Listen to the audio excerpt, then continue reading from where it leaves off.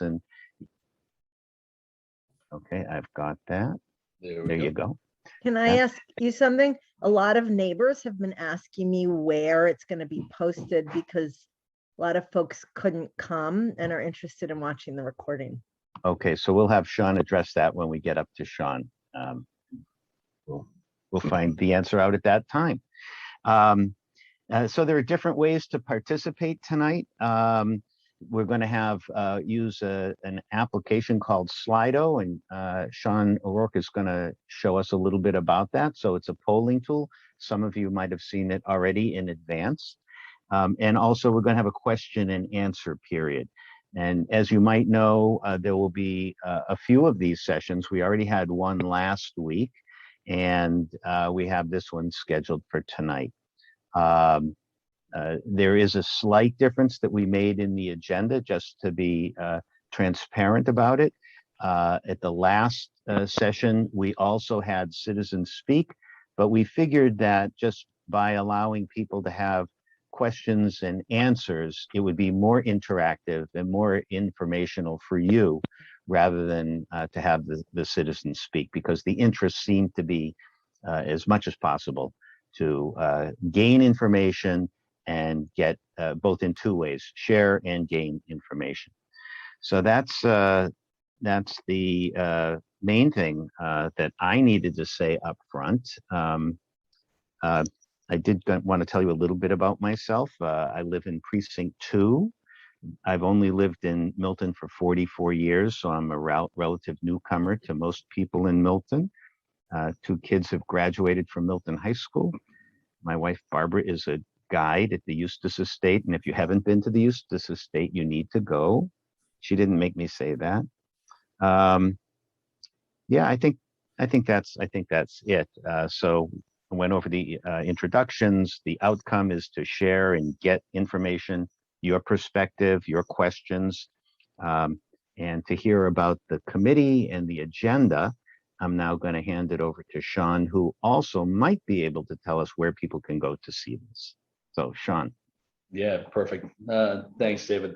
So my name's Sean O'Rourke. Unlike David, I've only been here for about 3 years, so I don't have the lineage of him. But tonight we kind of just want to walk everybody through where we are as a school committee and the school building committee. There is some confusion that goes on with the two of them. So if I could just share my screen and make sure this all works. There we go. Perfect.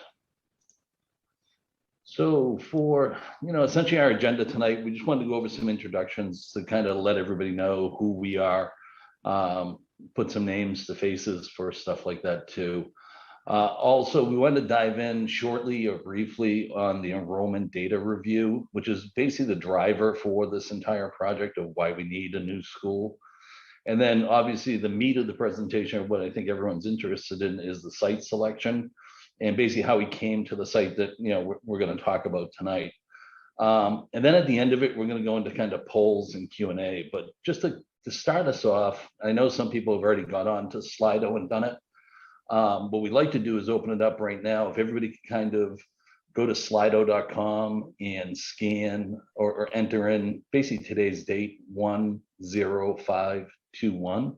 And let me just skip out of this. Go to Slido, and what we're trying to do with this poll is just try to find out, for the audience that's here, we want to make this as interactive as possible. I would prefer not to sit here and talk for an hour. I'm sure you guys would do the same. So for us here, what we're doing is we've got a poll up to kind of see where people are from or where the audience is from in the neighborhood. So if you have a chance, just try to enter your response onto there, and we'll give that a minute. Oh, no. There we go. All right, so mainly Pine Tree Brook tonight and a few others. So, and we can come back to this afterwards. So our committee, for us, we were created by town meeting vote back in 2019, and we're comprised of essentially 5 members at the top that were appointed by the town moderator. Two on the bottom left who are with us tonight, Betty and Ada from the school committee. And then the two on the right, Mike Zulis and Glenn Hoffman, were appointed by the select board. So tonight, Ada, Betty, Kerry, and Aqua are all with us. I'm going to give us a second to let them introduce themselves also. So Ada. Yep. Hi, everyone. I'm Ada Rosemarin, and I have the unique pleasure of serving this year as the vice chair of both the school committee and the school building committee, and working with this wonderful group on this important project.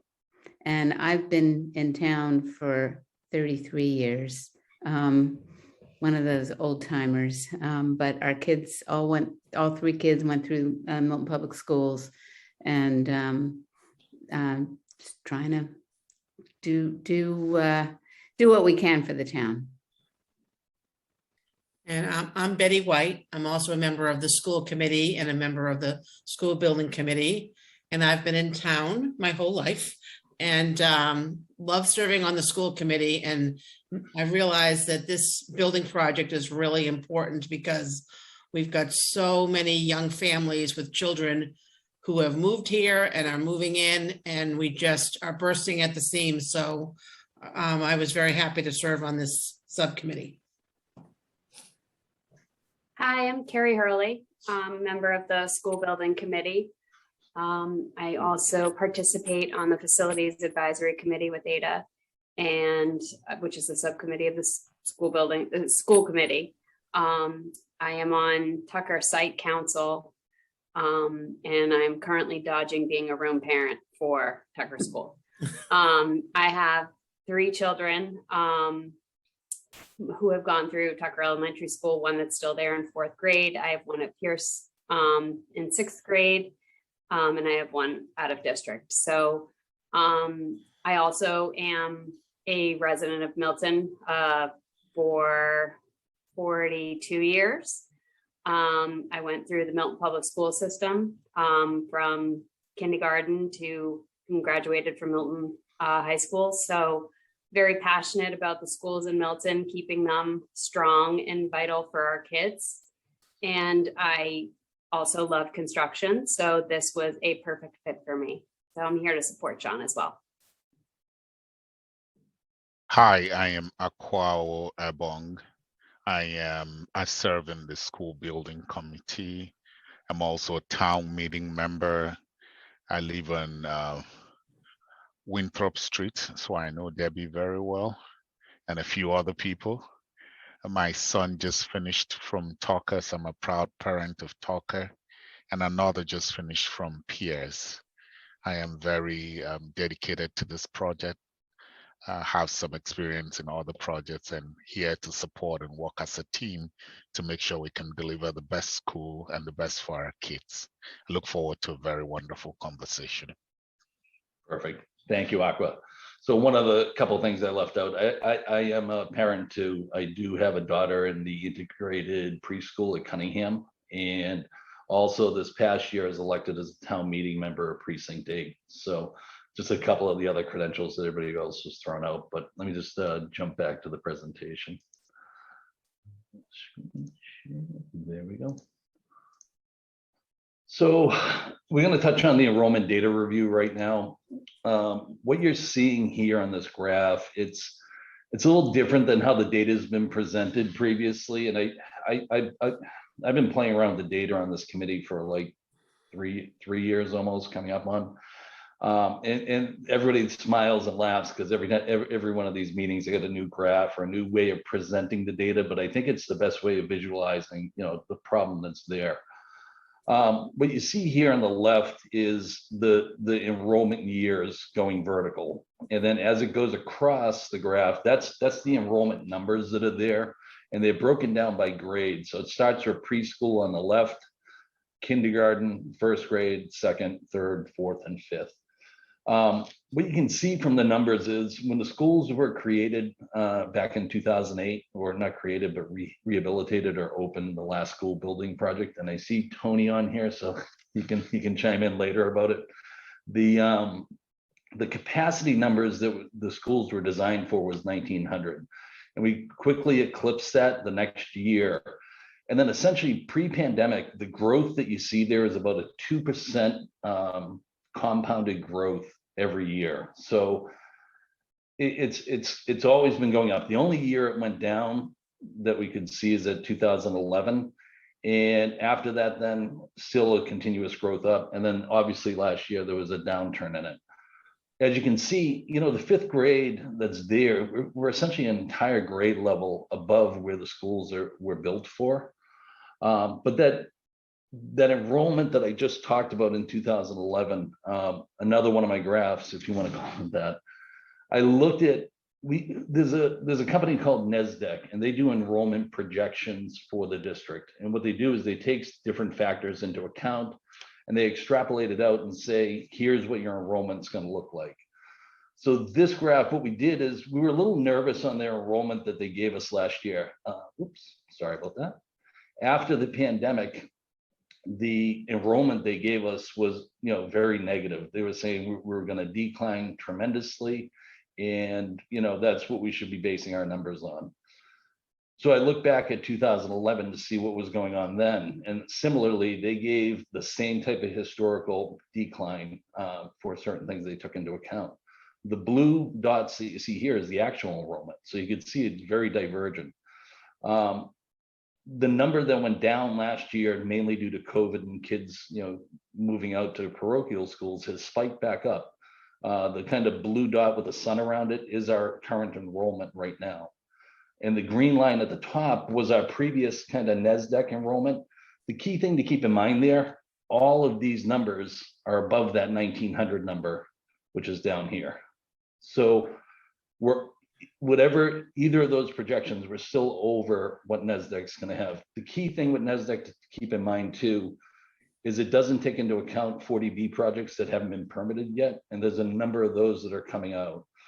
So we've looked at their data and we've always found it to be very conservative. And you know, as you'll see further, you know, we're kind of in a crunch. So this year, I'm not sure if people are familiar or not, but Collycott Cunningham Library has been the latest, if you want to call it, victim of cannibalism for what's been going on in the schools. Previously, the library was about 3,500 square feet. This past year, there's been two areas. This area on the left here, about 500 square feet, and another about 260 square feet that have been carved out. There are previous conversions shown in green. This office space that was up here became a classroom. This space on the bottom left became a classroom. The computer lab that was offset in the bottom part of the building got moved up into this corner of the library, and it's just basically squeezing. It's kind of a good example of what's going on across the entire district. So I went in and take a couple photos. This is the classroom that's now in this corner of the Collycott Cunningham Library, and as you can see, it's partitions. It's like office space. It's not true educational classroom space. There's no acoustical separation between the two, so noise in the library travels into the classroom and vice versa. The teacher's room, or I think it's English for second language teacher room, that's over here in this corner of the library.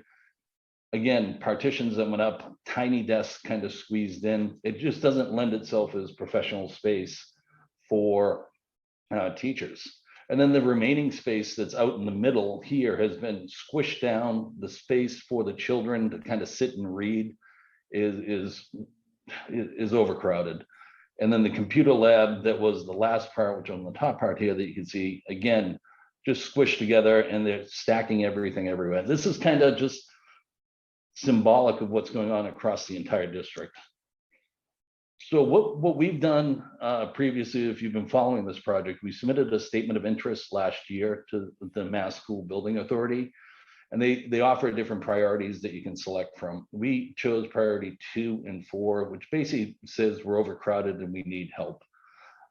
We were not selected last year. There was a lot of competition for it, but the good thing is we could resubmit. So we put our papers back in. We're in the process now of waiting here on that application.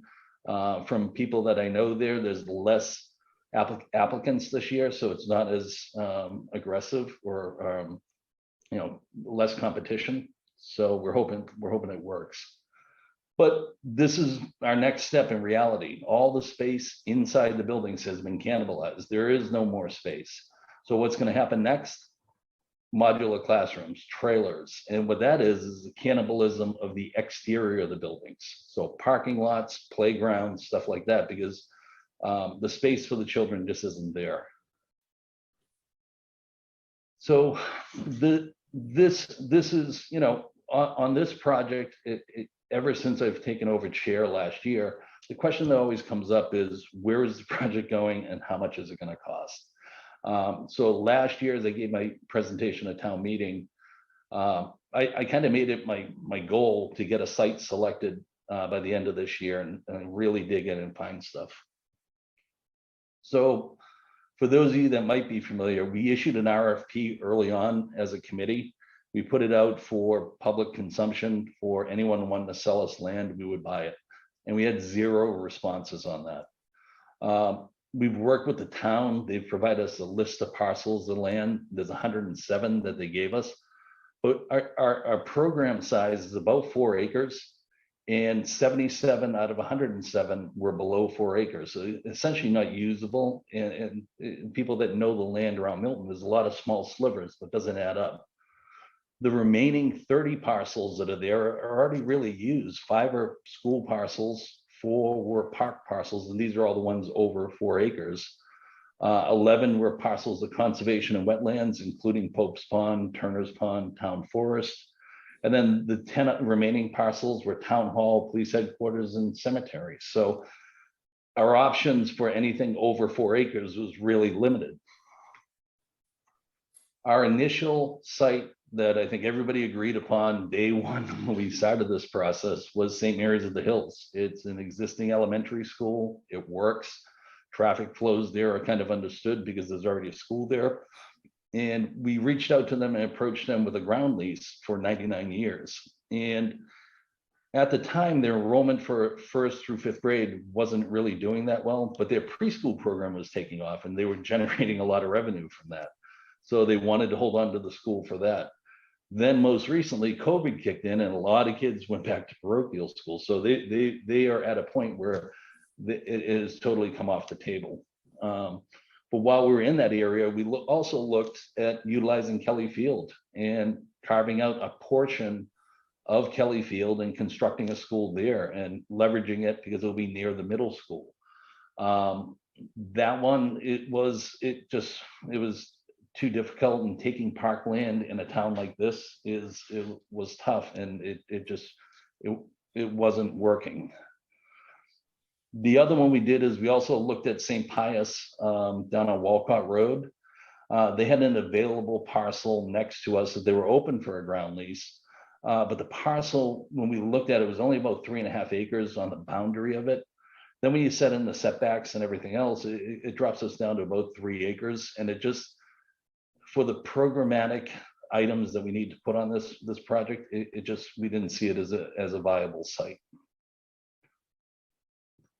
The other one we looked at, and this one's near and dear to me because I can walk down there from my house, is the old access road that went to the town dump. And there's a good portion of land that is up off the access road that abuts Granite Links Golf Course.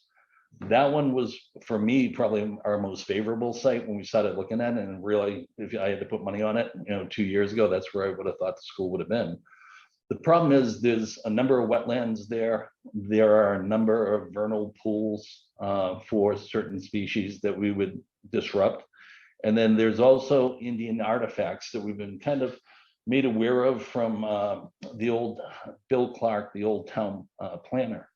So once we started hearing that and some of the nuances that went along, if we started digging at that site, it kind of fell off the map for us. So after that, we were from that parcels of land that the town provided, this became one that we looked at early on. The early assumption was this was not conservation land. And when we looked at it, we said, oh, wow, that's great. Plenty of acreage. It's next to the high school and it works.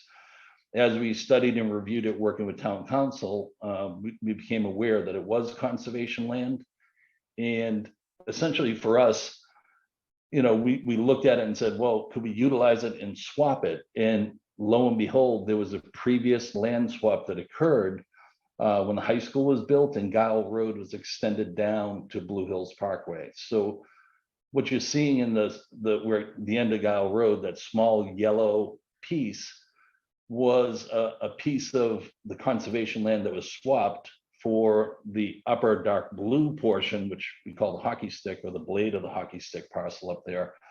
And what that did for us is set, for lack of a better word, a precedent that land swap could occur. So we've been working with town council to basically look to develop the land that's parcel D656A, which is shown in red, and then reconvert the land that's north of Guile Road into essentially conservation land. Because talking with town council right now, the parcel that's north of Guile Road, while it looks like conservation land, legally it is not. It's land for active recreation, but it lends itself more for conservation land, mainly due to the wetlands that are in there, the vernal pool, some of the other stuff that we've seen.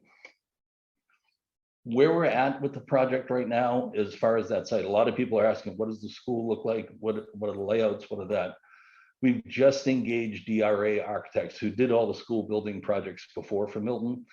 And we brought them on to do a conceptual study. And again, that's nothing that's going to be set in stone. It's just seeing what the pieces are for the project and where we're going to put them, and then use it for a comment, because we want comment back from the community, as we engage in this entire process.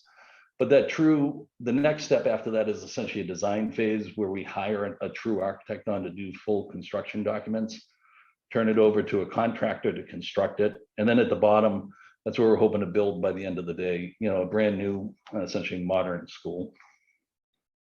So as for right now, I know some people, we're going to go back to the Slido app again. And we had a word cloud that was on there, and I saw some people populated it. So if I could, I'll just pull that up again. Change the poll. So right now, what we do is we'd ask if you go back to Slido, either scan the QR code or go to slido.com and enter 10/5/21, again, today's date. And when you get there, there should be a poll up on it. And basically the poll asks, given that we want the best for the students, what attributes would you like to see integrated into this new educational facility? And what we'll do is we'll give it a moment, and then I'll share the results. And David, if you want to take over after this for a minute. Sure. As you're doing this, I think the important thing here is really just as we put our mind to the fact that we need a new facility, what are the characteristics, what are the qualities, what are the attributes of a new educational facility? What do you think is things that the committee should be looking at beyond the 4 point whatever acres and some of the detailed stuff, but what are the characteristics or qualities? So, and this is kind of a fun way to use this technology, Slido, with the word cloud. So if a word comes to mind, type it in, and you can watch it change as the words go in. Yeah, and if they repeat a word too, or vote on a word, it just makes it larger too. So that's why you're seeing some of them get larger. And part of what we'll do is we're going to share all this data. Similarly, when we post the videos, these word clouds from tonight and from our previous meeting, we'll post, and along with all the questions that we're going to get to. While you're on Slido too, there is a Q&A portion on there that we do ask you to post your questions, and we're going to start by responding to kind of a lot of those. I'll let kind of David moderate that. So let me just go back to the presentation really quick. Slide the Zoom over there. So as I was mentioning, David mentioned earlier, we are recording this. My hope is to post all the recordings either on our Facebook page, or if we have to, we can create a YouTube channel and post it on there and put links on the Facebook page, just to make it easier. The website that we're working on right now, that's kind of in progress, and we want to get that up there mainly so I can give it as a place to put all these presentations that you might not be able to get to either for files and stuff. And then the other way is, you know, if you need to, that is my email for the committee, and I'm monitoring it daily. And I'm pretty quick to respond if people have questions or comments or anything like that. And I have met in person with some people that represent Home Inc. and Blue Hills Parkway, and I'm happy to meet with others, you know, to listen. So with this, David, I kind of turn it back over to you, and I'll open up the Q&A. Okay, and we can give people another hour or two to copy down your email address. Yeah, exactly. Sorry, I as I stated when I originally was on, I was not chair, so I didn't care about the email address. That's why it's so long, and then I became chair. So sorry. Yeah, good. So, so as I said, we're going to have you post your questions here in the Slido Q&A, and we'll take them as they come up, and then after they're addressed, then Sean will archive them. But it's a way for your voice to be out there and for the committee as best possible to respond to your questions. So the first one that we have is, what is the plan for separating high school and elementary school traffic, elementary kids walking to and from, avoiding high school traffic drivers? And I'm sure many of us have driven up that Guile Road and know how it curves. And so this makes it more complex. So Sean, if you want to fan that out to someone. Yeah, so I'd probably pass someone over to Ada and Betty if they could, and then I'll chime in at the end of it too. Sure, I'll start off. Well, the big thing with the difference between the high school and the elementary school traffic is the time that the kids go to school. The high school and Pierce are on substantially earlier schedules than our elementary schools. So that would be the primary way that we would separate the traffic to and from, that they would be getting there. High schoolers would get there earlier and leave earlier, and vice versa. Betty, I don't know if you have anything else to add there. No, that's good. I was going to take the second question. Go ahead, but let me, Okay. don't take my role from me, Betty. Okay. Was the expansion of Glover considered as an option? Okay, I'll take that question. They Very did actually look at building some additions onto the Glover School, but even with those additions, it was not going to meet the needs of how many new classrooms we were going to need, and given the projections of our population growth at the elementary level. That was number one. Number two, the roof of the Glover School is not built in such a way that it could handle a second floor. It was not, we were not able to build a second floor onto the Glover School. And then the other issue with Glover is that if we were to build additions onto Glover, as we had looked at it initially, it was going to really take a lot of space for the children in terms of outside space and recess space, so that it really became, we did look at that carefully, but it was not an option at the end of the day. So if I could chime in too, David. Sure. So, one of the limiting factors that comes up this question comes up all the time. So what Betty was referencing was the DRA space study that was done a while ago with construction options that they looked at. There's minimizing factors in the existing schools right now. One being, when you visit the schools, is the cafeteria. I mean, even if you build additional classrooms on, these kids still have to go in, come out of cafeterias. And what that does is it causes a big mess up in the schedules, where you get kids eating earlier and earlier because there's so many classes there. The other thing that comes in too, and I'll put my, for those that don't know, I'm a mechanical, electrical, plumbing design manager. So when I look at buildings, The HVAC systems in these buildings are set for a certain number of bodies when they design them. Each body gives off a certain amount of BTUs per hour. As you stuff more and more people into them, you're taxing that HVAC system. Plumbing systems, your toilets, your sinks and all that are done by occupancy counts. Again, the more people you put into these buildings, the more of these fixtures legally you have to provide. So for me, as I started looking at this whole project, expanding the existing schools would cost, to make it fit all the space that we would need, it would just cost way more money than just building a new school. So I hope that answers. Thank you, Sean. And one thing you didn't mention, because maybe it's not part of your professional expertise, is that the ducks at Glover have walked from the interior courtyard down through the hallway out the front door in the spring every year, and perhaps that would be a limiting factor as well. Gotcha.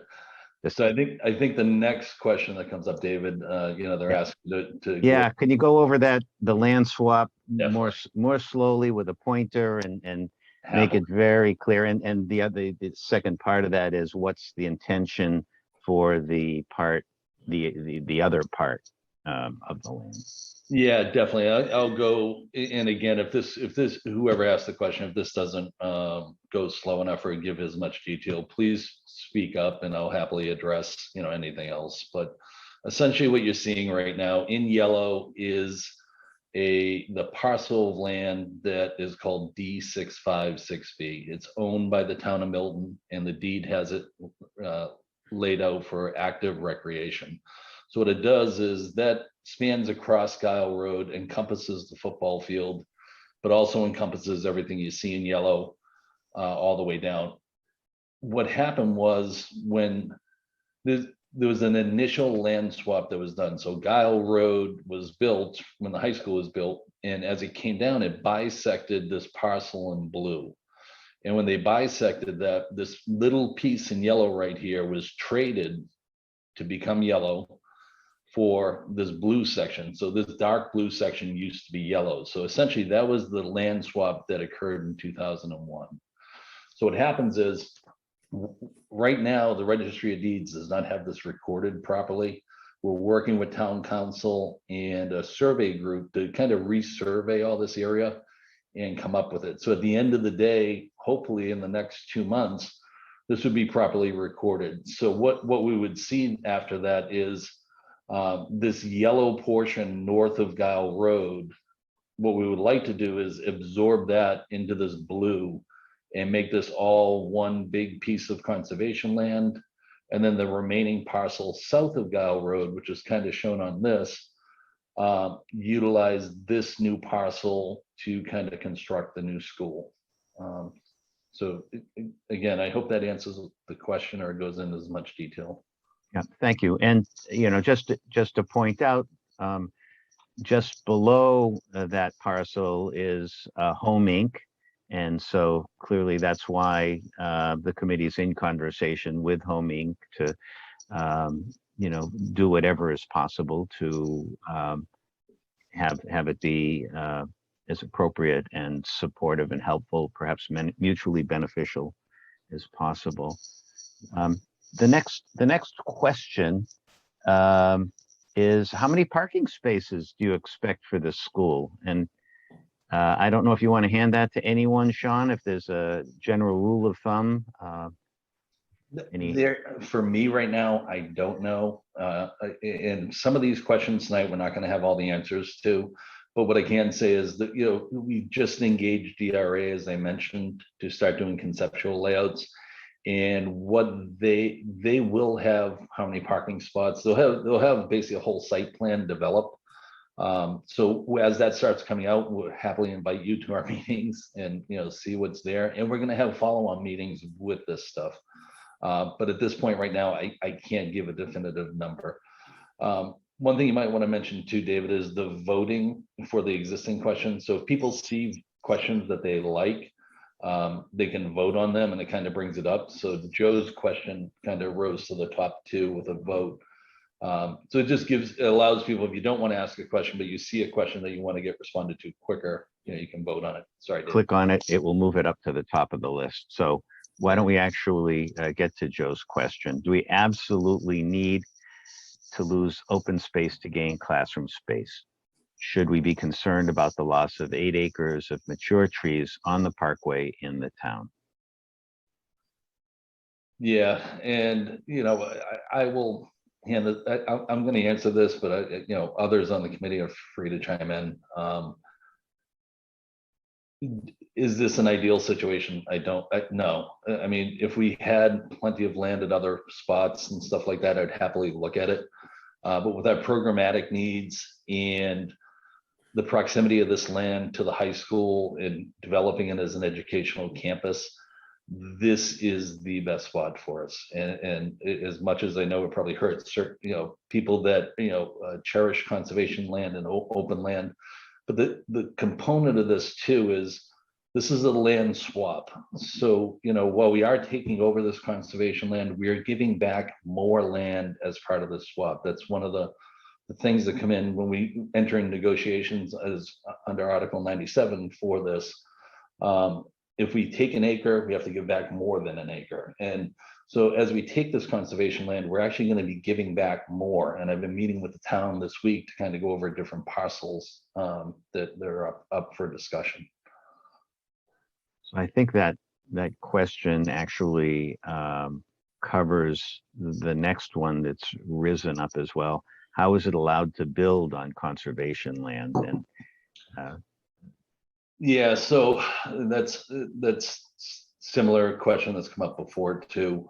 Article 97 with state of Massachusetts allows you to essentially do a land swap to take conservation land, but give back non-conservation land in a greater ratio. So it's not easy. So the process for it is there'll be a town meeting vote. So we're working on putting an article in front of town meeting, and that would need to pass by a 2/3 majority, not 50%, 66 or greater than 66%.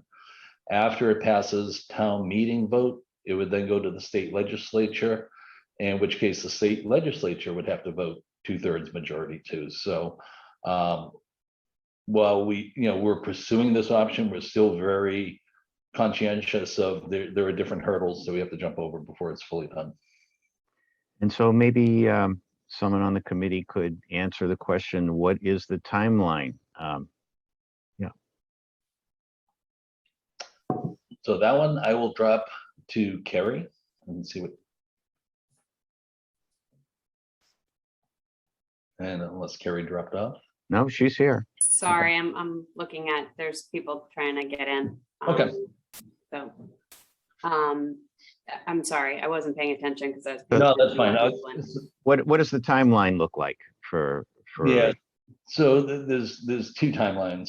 So, what we're doing right now is working with MSBA. MSBA, if we get accepted into their program, it's about a 7-year window before, if we got accepted by the time we would open a new school. That timeline for me has some problems with it. So I've been trying to think of ways to work with MSBA to make it go faster. The other process we're looking at, and we're studying it as a committee too, of skipping MSBA and the kind of slow timeline they had associated with it, because there's essentially these modules that you have to go through with MSBA. If we have a site and we have the appetite to consume, the construction and stuff like that on our own, we could do a faster timeline, probably about 4 years, and save that 3 years of school modifications that we have to do. So there's this task that we're looking at as a committee. We've got a lot going on of looking at the overall cost from MSBA, how much we get reimbursed, and does that reimbursement offset those 3 years of extra spending we'd have to do for modulars and stuff like that. So that's a complicated answer. So I know you're busy with an awful lot of things on your plate. Are you also looking at other properties currently besides the Guile Road property that we're talking about? At this point, no. I mean, with the amount, just to answer it directly, no. Right now, we obviously would love backup sites, and you've seen all the ones that we've looked at. But yeah, as of right now, our main focus as a committee is for the Guile Road property. Would a 5th and 6th grade school ease elementary enrollment? Could it be a site near the current middle school, as in Kelly Field? 5th and 6th grade. I'll defer to Ada or Betty if you want to jump on that one. Sure. I guess it was 2 years ago now, the school committee took a vote on, after looking at a space needs study that had been conducted by DRA on our behalf, we voted that we needed a new elementary school.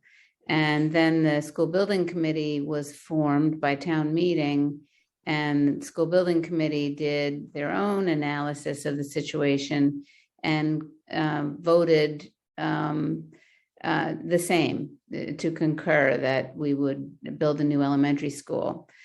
2 years have passed, and we're really looking at all of the factors, and whoever asked this question about a 5th and 6th grade school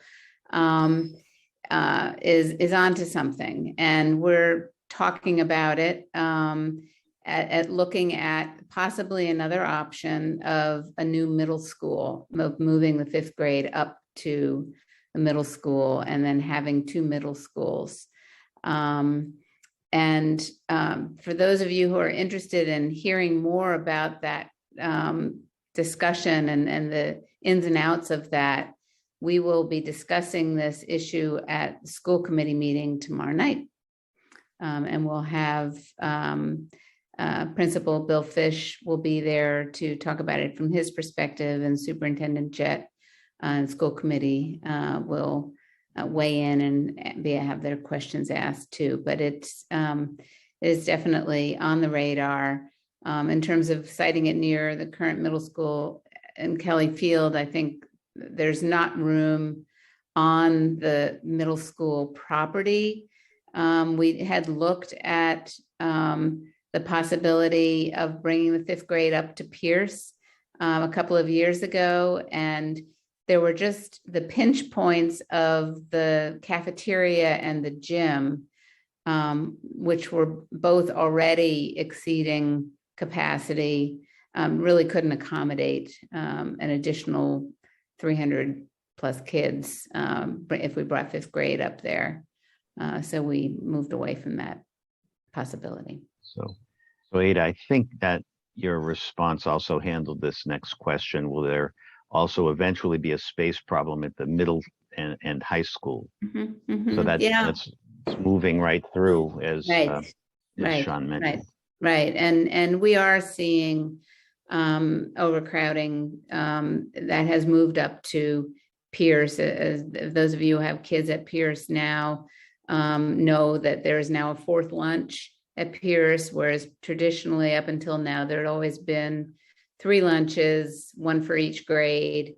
But we instituted a 4th lunch because the cafeteria was just overcrowded. And over the past summer, a lot of modifications, about a handful of them, were made in the Pierce middle school to accommodate the additional students, conversions of existing spaces to accommodate the over enrollment. I'm not sure who'd like to take the next one, but what is the expected projection student population for the new school? Yeah, so it depends on, as we were saying, there were 2 options that we looked at, David. So there was the elementary school that we looked at, which would be a 4-strand elementary school, which essentially 4-strand basically means, and I'm learning this as I'm going along, 4 classes of each grade level all the way through. How that equates out to projected enrollment, I'd have to defer to DRA because they were coming up with that. for the middle school, I think hard numbers that I was playing with, just looking at the enrollment numbers that we have now, moving that 5th grade up and combining it with everything, and then kind of splitting 5th and 6th and 7th and 8th.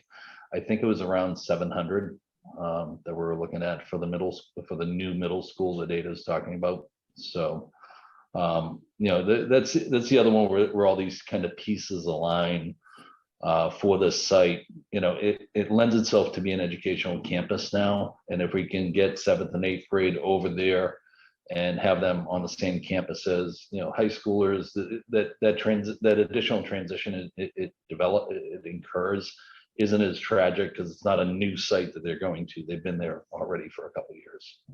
This next question deals with a serious concern about drugs at the high school. What is the threat, or how do we protect the elementary school from potential drug issues at the high school to make sure that it's safe for the kids? Yeah, and that is one I'm not familiar with, and I defer to Ada or Betty or another committee member that might be aware of that, but I have not heard of that. Well, Betty, do you want to weigh in on that? I'm not aware of that. All I will say, though, is in an elementary school, having worked in one for 20 years in a different district, the children are supervised, all day long, and even out at recess, they're with staff. There's not going to be an interaction between, the high school students are going to be on their own campus with their own schedule. The only time that there may be a programming thing is that there is a child study program that they've had for years. These are students who are thinking about being teachers, thinking about working with children, and they often do a class and work with the younger children under the supervision of a teacher who's teaching that course. So that's the only interaction that I'm aware of. So I hope that answered that question. Thank you. Next question. Do we absolutely need to lose open space to gain classroom space? Should we be concerned about the loss of 8 acres of mature trees on the parkway in the town? I'm not sure that it's losing the 8 acres, but maybe someone can address that. I think we already answered that question a little bit earlier. Yeah, I do. But Okay. yeah, just to take it back again, and just a reminder, it's a land swap. So while we are taking existing 8 acres that they have there, we're giving back more than 8 acres, of land that could be developed later on. So I understand the concern. I got Joe's email earlier just so he knows I didn't see it, and I have seen the videos previously. So I'm happy to meet and discuss more with them after. Great. Thank you very much, Sean.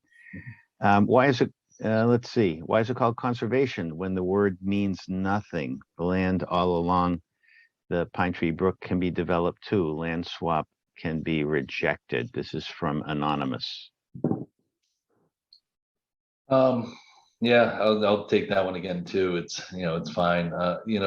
Obviously, conservation land is very sacred, and we acknowledge that. But there's also the reason they created Article 97 is for these kind of specific reasons of where we don't have the ability to build on certain sites because they don't lend itself for construction, because there are wetlands there and there's other things, but they do lend itself more to conservation land, and that's kind of why we wanted to do this swap for these 2 parcels.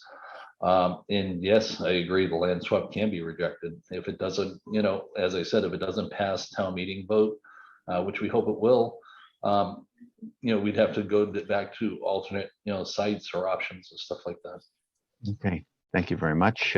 You did mention that you didn't know how many parking spaces at this point.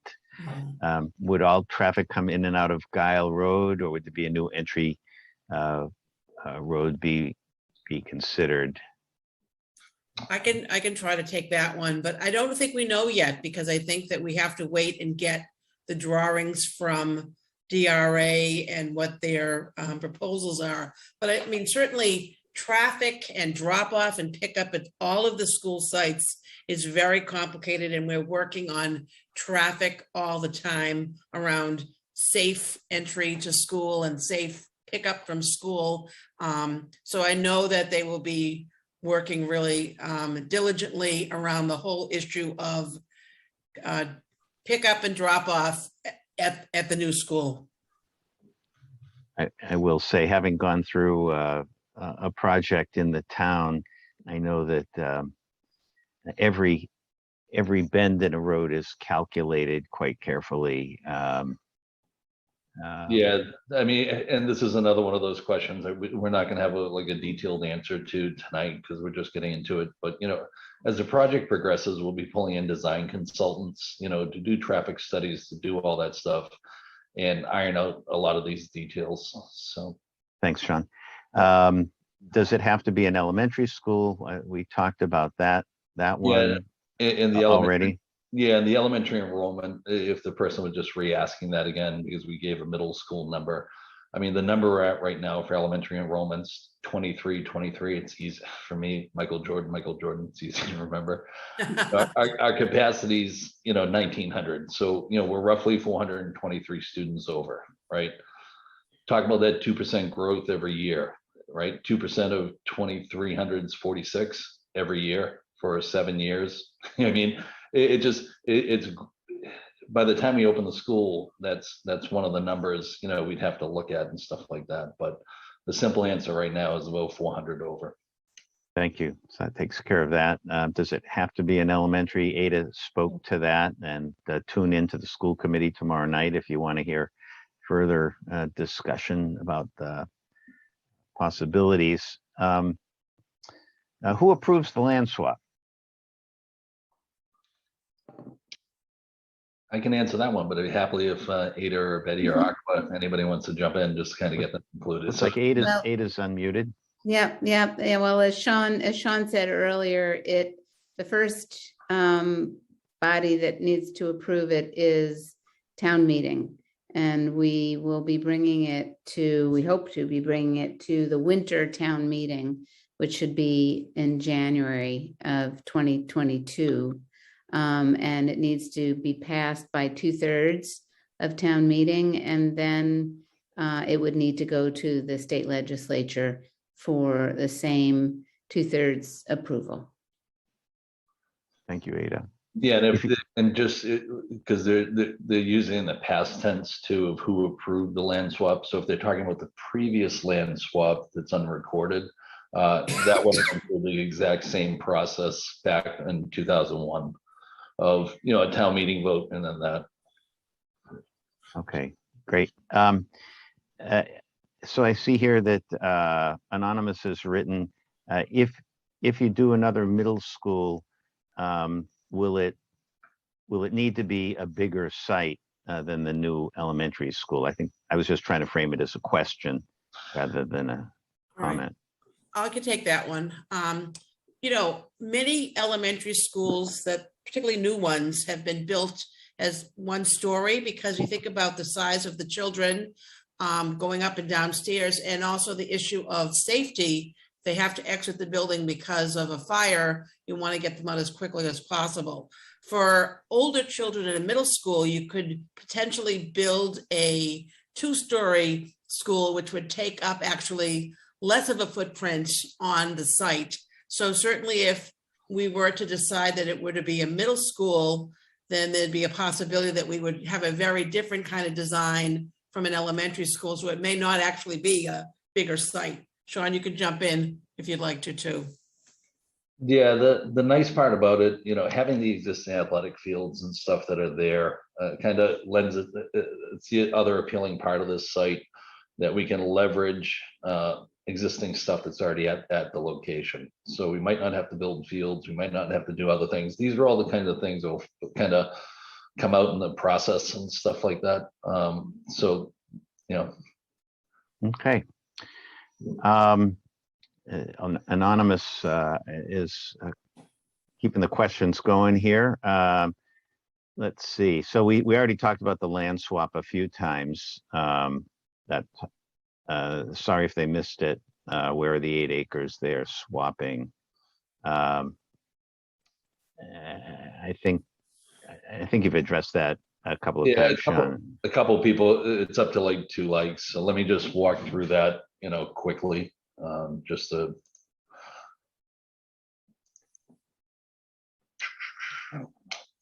So where Milton High School is, the portion of conservation land, which is parcel D656A, occurs south of Guile Road and How many acres is that, Sean?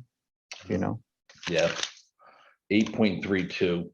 So this, along with the hockey stick, as we call it, portion of the parcel is 8.32 acres.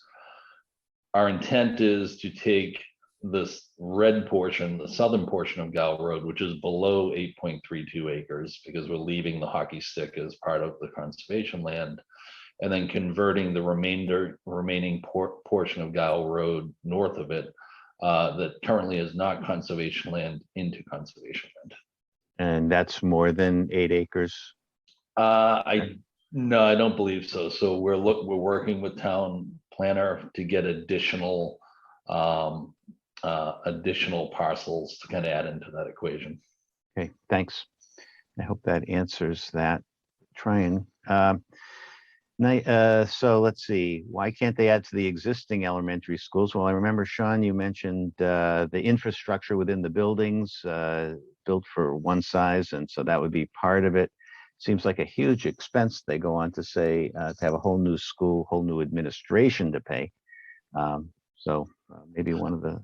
Yeah, and part of it seems like some of the people might have joined late and missed the answers that were given earlier. So we're not ignoring the answer, but it will be provided when we provide all the written responses too. So, so we'll check that one off.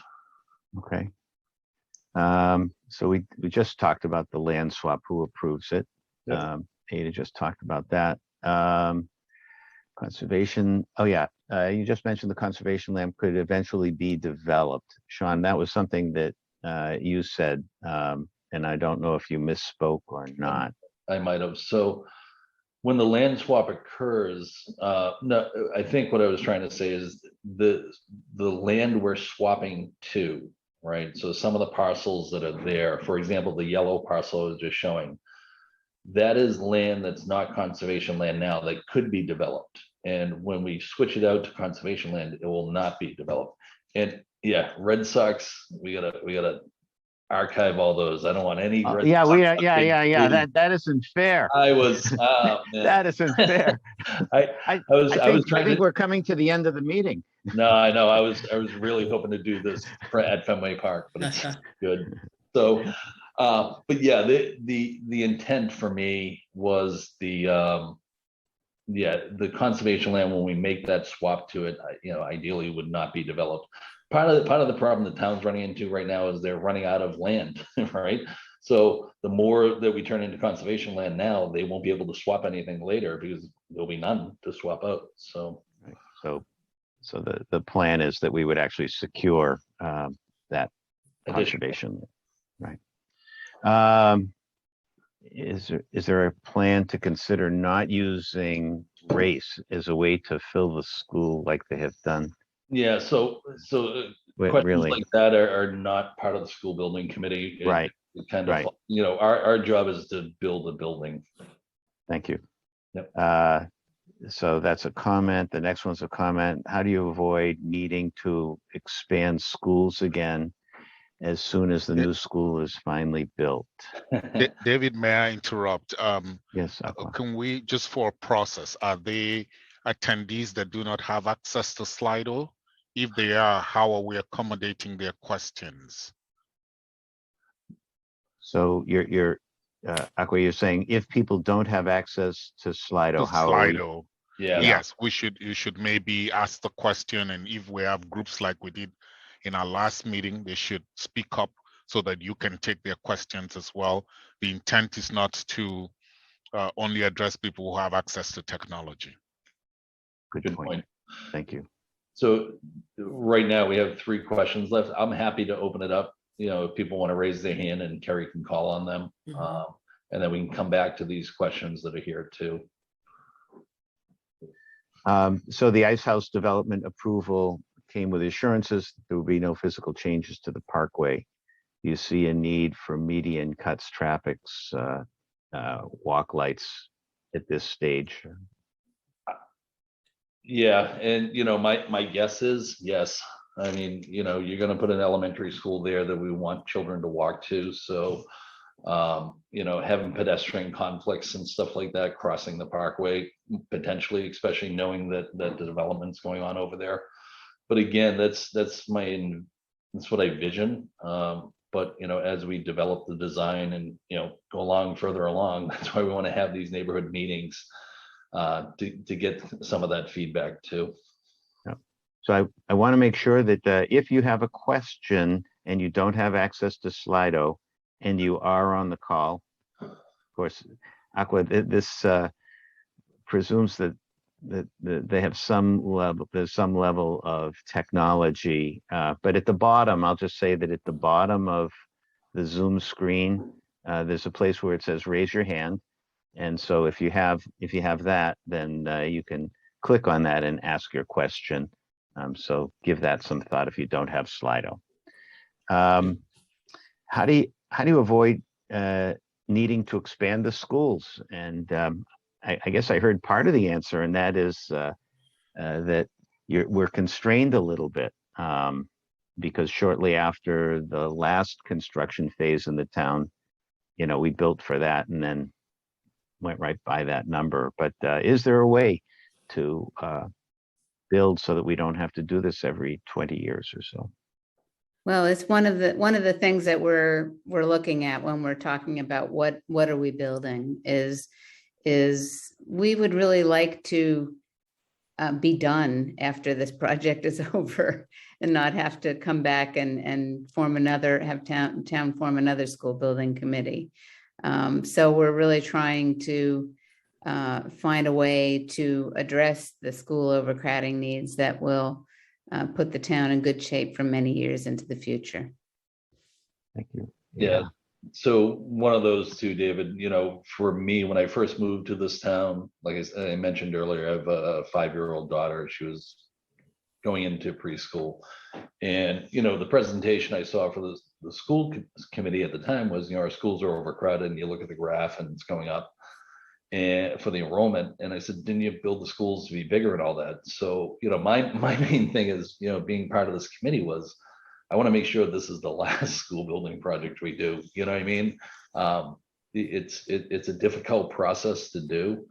And part of what goes into this equation too is MSBA. So MSBA, when we go to work with them, they're going to give us an enrollment projection that they're going to say, this is what we'll build to, and this is what we'll reimburse you to. But if from what I showed earlier, some of those estimates are conservative when they do them, and they don't take into account some of the projects that are out there, like the 40B projects that haven't been permitted and stuff like that. So I think as a whole, as a committee, we've been working to kind of, again, look at this holistically, look at the middle school, look at the elementary schools, take everything into account and try to do one project that addresses all grade levels. Okay. So I just want to do a time check. We have 26 minutes left until 9 o'clock witching hour. The fields are, and so let me turn this one into a question. How can we have more kids in the school and not overuse our fields? Is that pretty good framing of that one as a question? That'll be the first one I dodge. I'll hand it off to either Betty or Aqua. Well, with elementary school students, they would be using the fields during the school day. I know the fields are greatly used after school, and that would go on to have to be factored in. But in terms of during the school day, I don't think that's as much of an issue. And we all acknowledge that there really aren't enough fields in town. Everyone is fighting for those, and it seems to be a constant. How are we going to pay for this? did I hear Bill Gates was just going to write us a check or? Sure, right. I can jump in on that one. Carrie's going to pay for it. Nice. You bet. I had some thoughts on how we could pay for it. I think we have a lot of people in town that maybe we could go to, but truthfully, that's a great question. It's obviously, a high priority for everybody, to figure out where it's going and how are we paying for it, correct? And we, the answer is we hope through this process of applying for funding from MSBA that, we will get some sort of relief. We'll be reviewing any sort of federal funding that can possibly be, a possibility through all of the different channels. And then, of course, as this question just popped up right in front of me, I hope not more taxes. We already pay enough.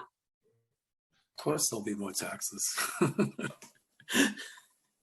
Even without the school, Joe, there'll probably be. Exactly. Right. Oh, I think that's a given, right? Sort of the nature of the way it goes. Can I just also add that 25 years ago, when we built the law school building projects for all of the schools, we had some very generous donations from the Copeland Foundation, from the Cunningham Foundation, that really enhanced and added to our schools. One thing that stood out was that the music department got a significant amount of money to buy brand new instruments and pianos, and made the music program just, they were dancing. They couldn't believe their good fortune for this generous contribution. So that's just one example. And not to mention the landscaping. And I would say that, we've spent a lot of time, and obviously we're all town members as well. So obviously our first choice is not to raise taxes, but we're looking very much at how we can approach this project. If we were to not do it through the funding that we get, if we aren't to get any funding from MSBA, we're trying to figure out, could we shorten the timeline, and that would, garner us shorter timeline, less expense from a soft cost perspective. So it is a high priority for us. And obviously price tag is always in the forefront for us. So thank you, Carrie. There are two questions here, both addressing conservation land, and maybe we could take these together. How can we be sure that a land swap is going to create conservation land forever? And then what are the thoughts about the wildlife that will now enter the homes along the brook and the parkway?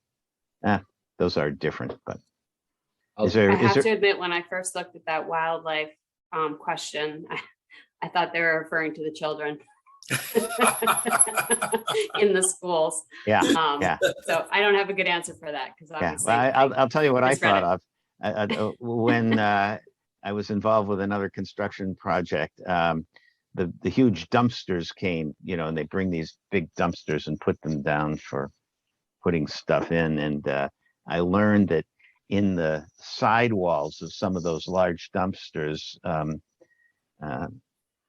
wildlife can live, and you put the dumpster down and that can create a little bit of a challenge. So there's all kinds of mitigation that construction people go through to try to contain wildlife. Sean, I see you're unmuted. Did you want to? Yeah, I try to keep all my calls unmuted because I'm always that guy talking on mute. So, the question on the conservation land again. So the area that's south of the brook, north of Guile Road, that we would convert into conservation land, I believe is the one they're talking about. The thing to keep in mind is, this is the process we're going through right now is a lot of work. And the amount of extra land we have to swap in now that the town owns there's not a lot of it out there. I know from studying it with the town planner. So by the time the swap goes through 10 or 15 years from now, if they wanted to develop that portion that we swap over as conservation land, there's really nothing left to swap out. You know what I mean? So to take another 8 acres, I think if that's the concern of that question, there's not another greater than 8 acres anywhere else. So it's really getting, for lack of a better word, tight, for people that aren't aware, all the projects that are going on in the town, the main problem is there's no land, that's owned by the town or, readily available for us. So my guess is when if we get that land swap approved, that would kind of be conservation land for a very long time.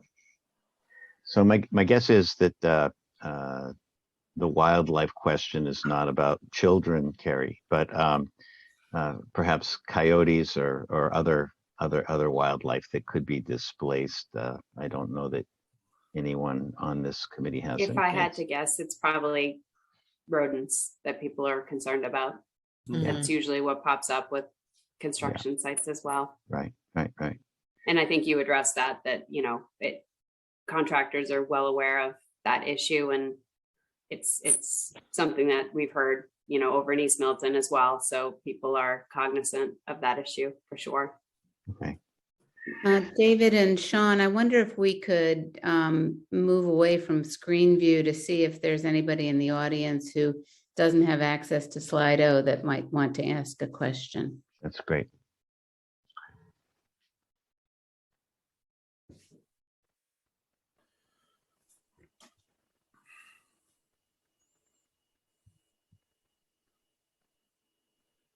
Now's a great time to hit that raise your hand button. Or just raise your hand in your. Fine enough. And given that we have a small enough group, if someone wants to speak, you can unmute and we can hear you.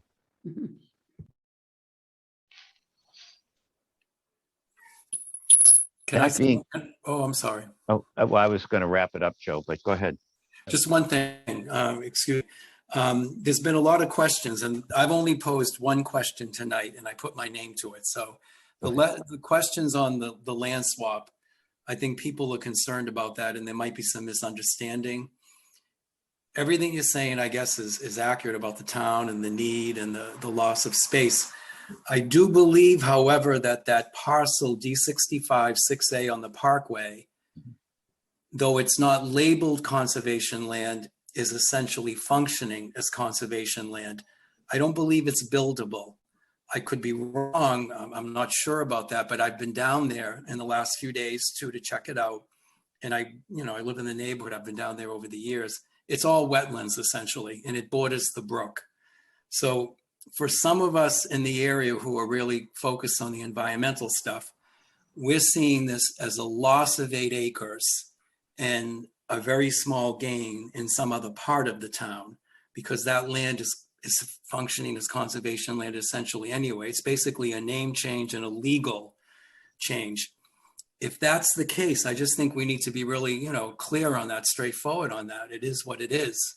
Obviously, if we can have a vote in a town meeting to change conservation land to development, we can probably do that at any time. Though I think Sean's making a really good point. We're running out of space and we won't be able to meet the Article 97 guidelines and rules. So I just want to be clear on that. I just kind of want to make sure there's no misunderstanding. There is a loss, and maybe we have to accept that loss. I don't know, but it's going to be a loss of 8 acres of densely forested land. And that land is sitting there anyway as basically conservation land. There'll be a rubber stamp on it, but that's how I see it. I could be wrong, and correct me if I'm wrong, but it bothers me to have any misunderstanding around that, because it seems like a lot of people don't really get it, so Yep. that's it. Thank you. So if I could just kind of do a quick response to. Sure. So Joe, that portion that you're talking about is the portion of north of Guile Road, south of the brook, that we'd be converting over. So initially, when I met with town council, we're kind of looking at these parcels. That was the parcel I wanted to build on, because for us to build on that, it would only be a 2/3 vote majority by town meeting to get it approved, and then we could build on it from what they were telling me. So for us, it was kind of an easier path to develop that. And once we saw there were wetlands and other things associated with that, that lend itself more to be conservation land. You know, for me, again, just being a novice at this, I was like, well, that should be conservation land rather than that. I do acknowledge what you're saying.